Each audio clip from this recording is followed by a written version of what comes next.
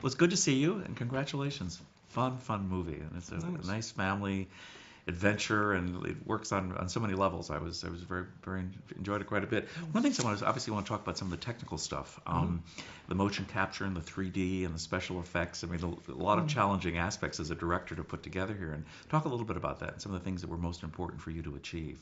Well, first thing was in creating the giants, and that was done on a motion capture stage where the performers, the actors playing the giants, wear the suits and they've got a helmet on with facial cameras.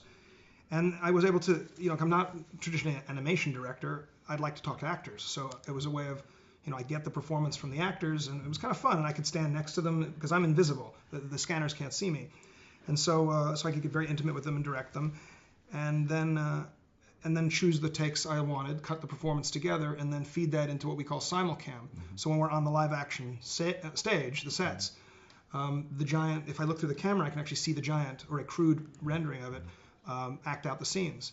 So even though the actors are acting to tennis balls on sticks, I've got the material, and I can show them what it looks like, what the giant looks like in that space. Absolutely. Had Bill Nighy ever done anything quite like this before? He was in Pirates of the Caribbean. Oh, of course, He played, that's of course, absolutely.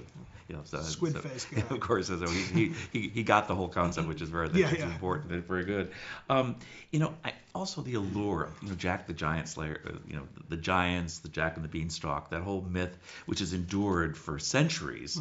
Why do you think it continues to appeal to audiences, and why the story continues to be so universal?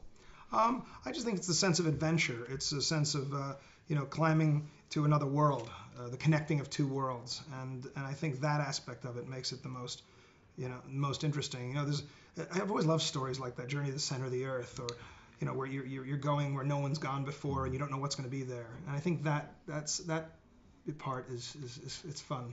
And there's a magical quality to it too. I think there's that whole sense of the things that it takes us out of ourselves, so to speak, and you can really kind of play with your imagination. Yeah, I mean, beans don't grow that, but what if they did? Your beans really grew in an amazing way. I've never seen a beanstalk quite like that, which makes it so much fun. Of course, casting decisions for this are very important. You got a great cast, and both from the most experienced actors to, of course, Eleanor, this is her first sort of big film. What are sort of the things that you look into when you put those things together? And I know it involves a lot of other decisions, but when I cast a movie, I usually like to just talk to the actor and get to know them a bit personally, and see what aspects of their own personality are going to apply to this character. And Nick, I was instrumental in casting him in X-Men First Class, which I produced.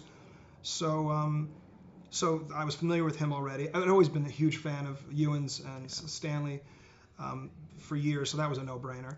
And then with Eleanor, she had great chemistry with Nick. And it all worked. It all worked. Speaking of Stanley, it's so fun. Obviously, we have seen him mostly play sort of good guys or funny guys, and he's had done some chilling villains. We certainly know that. Yeah. Lovely Bones. You couldn't get more chilling than that. Adolf Eichmann. That's right. And, I love that film. As well. But here, he had the opportunity to be the bad guy, but it was also this sort of fun bad guy. Yeah. And he had fun with that, obviously. Yeah. No, we knew he was going to be maniacal. It was always going to be that way. But no one can do maniacal better than Stanley, especially with those teeth. That was his idea. I heard that. Yeah, I think that's very interesting.